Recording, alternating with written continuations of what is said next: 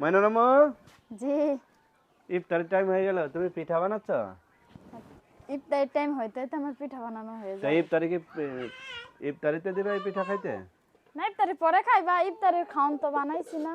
হ্যাঁ, ইফতারের খাওন বানাইছি, ইফতারের টাইম ইফতারের খাওন খাইবা, পরে খাইবা। এটি তাহলে কতক্ষণ লাগবে হইতে? বেশিক্ষণ লাগবে না। হয়ে গেছে? হ্যাঁ হয়ে গেছে, দেখো কি সুন্দর ফুলছে। ও, খুব সুন্দর হয়েছে তো পিঠা। হ্যাঁ, হ্যাঁ দেখছো, হুম। পারবা বানাইতে? না, তুমি তো সব পারো। সবই পারি, হ্যাঁ, সবই পারি আল্লাহর রহমতে। তাহলে তোমার মতো বউ থাকলে কি নিজের কিছু শেখা লাগে? তা সব শিখে রাখা ভালো। তুমি তো শিখাইতে পারো। আমি শিখামো। হুম।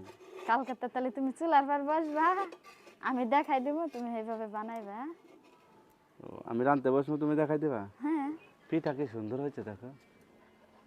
হ্যাঁ, হ্যাঁ, একদম সাদা না? দুধের মতো ফুলফুল করতেছে। হুম।